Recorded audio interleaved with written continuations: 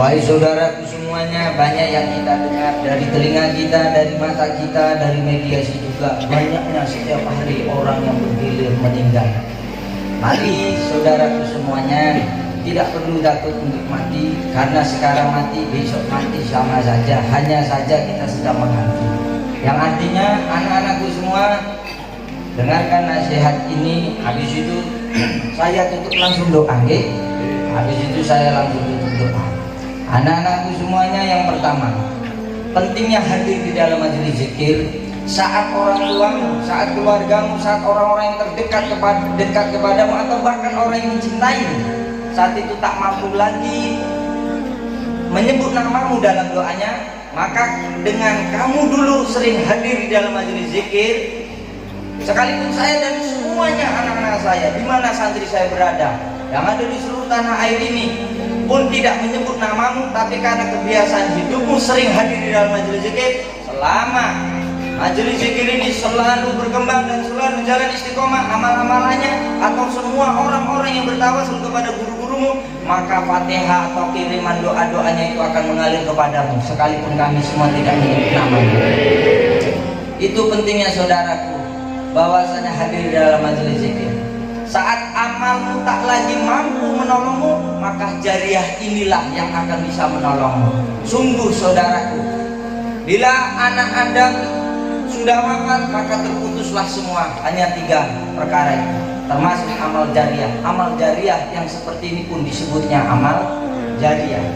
Maka hal itu harus perlu direnungkan. Karena apa? Saya dan sampai pasti akan kelak wafat.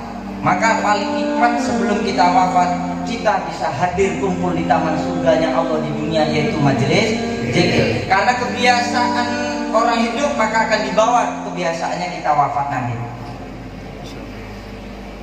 Maka saudaraku yang perlu diketahukan, Syekh Nawawi Al-Batani yang dianukan dengan Al-Ihkam Al-Kahmah, bahwasanya dijelaskannya begini. Syafaat itu, syafaat adalah pertolongan yang untuk perkara hal mudarat, yang untuk memohonkan ampunan, yang mana di padang mahsyar besok ada namanya syafaat uzam. Itu untuk seluruh menyertai makhluk Allah, baik dari kalangan jin, manusia, setan, orang kafir, Islam, semuanya. Kanjeng Nabi memberikan syafaat itu. Syafaat apa? Saat dia terbebas dari penderitaan padang mahsyar. Ketika kalian menderita, semua menderita di padang mahsyar, maka satu-satunya Nabilah yang meminta kepada Allah dengan sujud. Di situ dikatakan 40.000 tahun. Disitulah kita berdiri, yang mana di situ panas sekali. Maka Rasulullah SAW berdoa untuk memberi syafaat untuk seluruh makhluk-makhluknya Allah. Ini namanya syafaat uzam, yang untuk siapa saja agar cepat biar selesai pada masa. Ketika itu biar cepat-cepat, yaitu hisab atau timbangan amal. Habis itu yang kedua, ada yang namanya syafaat dari hisab. Itu hanya kalangannya para nabi dan sahabat yang masuk surga tanpa hisab. Di situ dijelaskan di dalam Bukhari dan Muslim bahwasanya ada 70.000 golongan orang yang masuk surga tanpa hisab. Maka itu golongannya para nabi dan sahabat dan yang dikehendakinya.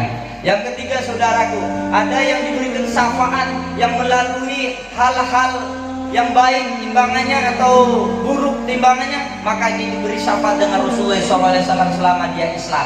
Yang keempat, ada juga yang diberi syafaat lewat orang-orang soleh.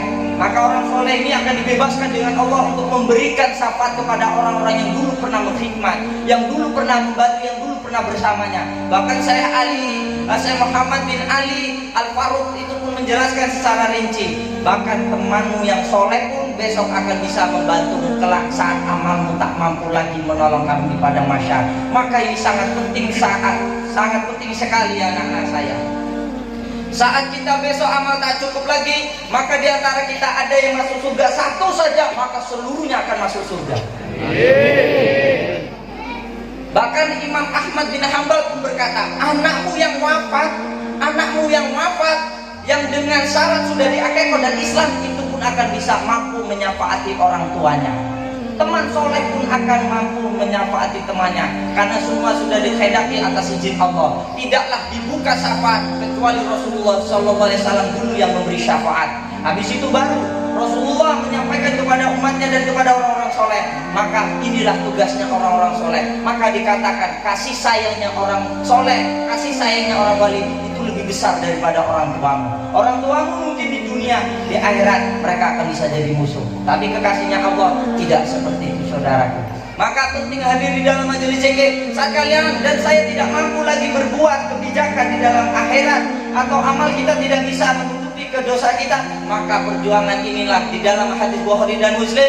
Orang soleh ini mengadu kepada Tuhannya, ya Allah, mana temanku dulu yang sholat bersama, puasa bersama, berzikir bersama, haji bersama, umrah bersama, dan selalu di majelis bersama. Aku tak melihatnya. Ini Allah dawuh, maka tariklah dia di neraka dan ajaklah dia di surga. Inilah paham nikmatnya hadir di dalam majelis zikir. Kalau kalian meninggal, saudaramu pasti akan berkunjung. Kalau kalian meninggal, saudara-saudaramu kalau punya waktu akan menjengukmu. Tapi itu hanya batasan waktu, saudara. Mungkin mereka ada waktu 1, 2, 3 hari, paling lama 7 hari. Tapi selebihnya, apakah mulut mereka menyambung doa untukmu? Apakah mereka akan sibuk mendoakanmu? Coba lihat, perhatikan teman-teman saudara, banyak yang meninggal, mereka ya tertawa. Tadi menangis, mereka tertawa berapa jam atau berapa hari kemudian. Tapi kalau kalian senang hadir dalam majelis zikir, walaupun yang kalian lihat roh-rohnya itu, kami tertawa, tak akan mengefek kesedihanmu, saudara. Kalau orang meninggal bisa hidup kembali, kata Syekh Imam Ghazali, maka dia akan menceritakan kisah ini yang sangat menyedihkan. Siapa yang menyedihkan? Yang saudaranya tadi menangis, yang saudaranya tadi jerak-jerit, yang saudaranya tadi merasa kehilangan, tapi dia sempat tertawa tanpa mendoakanku. Sungguh, kata mayit, kalau aku bisa berbicara kepada manusia yang sudah hidup, maka jangan tinggalkan 3 hal ini. Jangan tinggalkan sholat apapun keadaannya. Yang kedua, jangan tinggalkan membaca sholawat dan sedekah. Yang ketiga, jangan tinggalkan hadir di dalam majelis zikir. Mudah-mudahan bermanfaat. Yang terakhir, tak ada musibah yang paling terbesar pada kehidupan kecuali musibah yang kalian dapatkan itu diceritakan kepada orang lain. Itu musibah yang paling besar. Apa yang ada di bumi semua dapat masalah. Apa-apa yang di bumi semua dapat musibah. Bumi mana yang gak pernah dibasahi air hujan? Manusia yang mana yang gak pernah punya masalah? Tapi yang perlu sampai tahu, saat kalian diuji dengan Allah, hanya cuma satu saja, ujian. Tapi ketika sampean menceritakan masalahmu dan ngeluh, maka Allah memberikan 10 kali lipat dari masalahmu. Maka musibah yang paling besar adalah ketika kamu bercerita atau mengeluh. Maka katakanlah alhamdulillah. Selalu katakan alhamdulillah untuk keluarga saya, untuk pribadi saya, untuk istri anak saya. Ketika orang tua kita meninggal, saudara kita meninggal, jangan layaknya ucapan innalillahi dulu, ucapkan dulu alhamdulillah. Karena ini pahala yang paling besar, nikmat yang paling besar. Ketika kalian ditimpa musibah, kalian mengucapkan syukur. Kebanyakan kalimat alhamdulillah diucapkan kepada orang yang sedang senang saja. Tapi ketika kamu lagi ada musibah, diucapkan alhamdulillah, itu pahalanya tiada tara, bahkan kelasnya seperti pahala-pahala para wali-walinya Allah.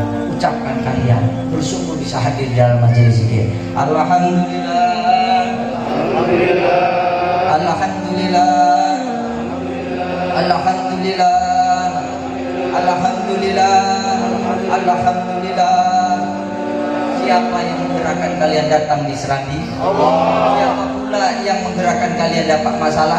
Allah. Siapa pula yang bisa menyelesaikan? Allah. Mengapa kalian pusing semua dan menggantungkan kepada orang? Maka serulah Tuhanmu dengan kalimat syukur. Alhamdulillah, alhamdulillah, alhamdulillah, alhamdulillah. Imam Hasan Al-Bisri pun berpesan, wahai saudaraku, ketika engkau ditimpa masalah dan engkau mengatakan alhamdulillah, maka 70.000 malaikat mencatat dan sibuk memberikan catatan amalan untukmu, saudara.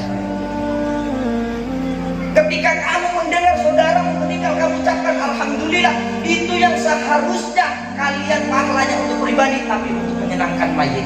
Belajarlah mengubah keadaanmu. Yang biasa terdengar kita ketika orang meninggal, innalillahi, untuk saudara kita saja, keluarga kita saja, kita cukup katakan alhamdulillah, baru innalillahi wa inna ilaihi raji'un. Tidak ada kalimat yang lebih indah kecuali kalimat yang dikeluarkan kalian adalah alhamdulillah. Alhamdulillah. Siapa orang yang mengucapkan alhamdulillah saat lagi senang, terus mengucapkan alhamdulillah saat senang, tapi dapat musibah tidak mengucapkan alhamdulillah, sungguh kalian orang celaka. Banyak kan ucap alhamdulillah. perbaiki doamu dengan cara banyakin minta ampun saja.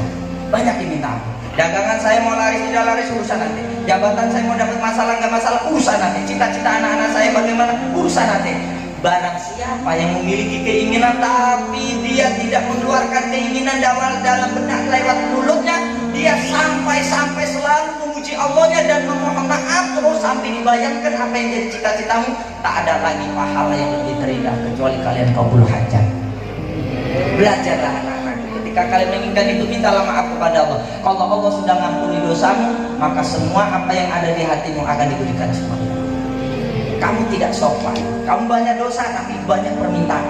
Kamu tidak sopan, kamu banyak keinginan, kamu banyak maksiat. Coba kita belajar minta maaf. Ya Allah, ampuni dosa kami. Sambil dibenarkan gaya, sambil dibenarkan apa yang menjadi keinginanmu. Itu sangat indah. Siapa kata Imam Askandari, Asy'atoli Askandari di dalam hikam, orang yang berdoa, orang yang mempunyai keinginan, terus dia ingin berdoa tapi tidak kuasa untuk mengungkapkan, dia lebih senang memuji Tuhannya Allah dan senang beristighfar, maka inilah ciri-ciri kekasihnya Allah. Mari kita minta ampun kepada Allah.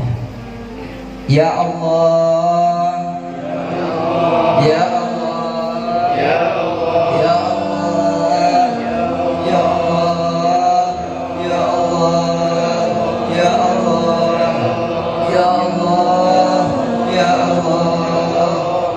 Ampuni dosa kami, ayah ibu kami semua ya Allah. Berkahi kami semua yang hadir di majelis Rabi ya Allah. Ampuni dosa ayah ibu kami. Sering kami dengar baik dari mata kami, telinga kami, mediasi kami dan seluruhnya selalu bergilir orang-orang yang meninggal. Maka akan adalah kami yang akan datang tiba waktunya ya Allah. Saat kami nanti dikubur, gelap gulita, tak ada orang yang membantu. Mana orang yang katanya mencintai, dia meninggalkanmu nak. Mana katanya orang yang rela berkorban untukmu, dia meninggalkanmu nak. Saat 7 langkah kamu pulang pergi dari ziarah takziah, maka ada malaikat dan dia berkata, hei fulan, kalau kamu yang suka hadir di majelis ini, maka ada malaikat yang menyejukmu, ada malaikat yang menghiburmu. Jangan takut nak, jangan takut.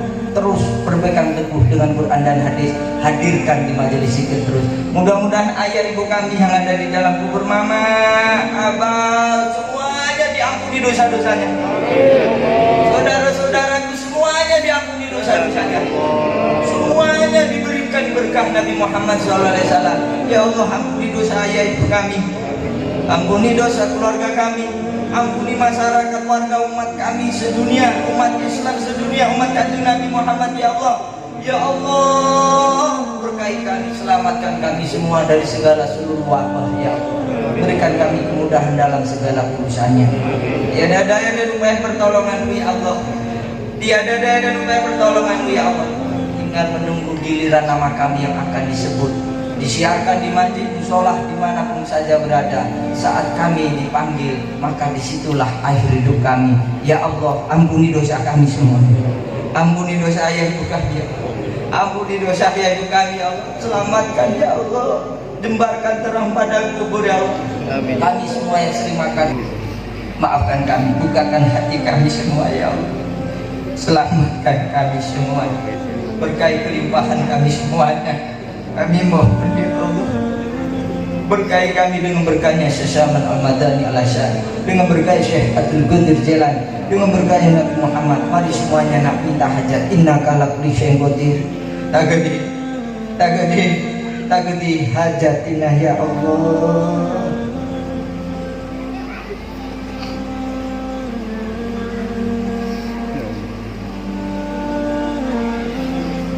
Subhanallah, kemakan saudara.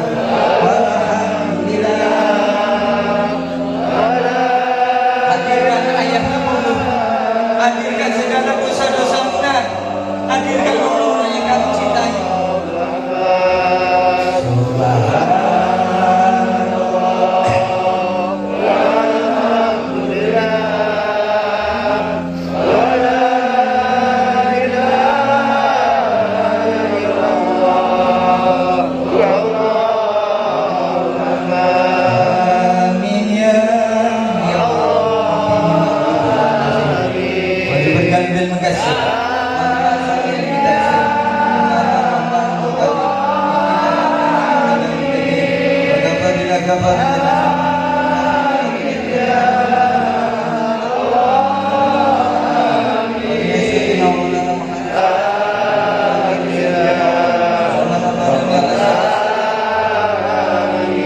Doakan.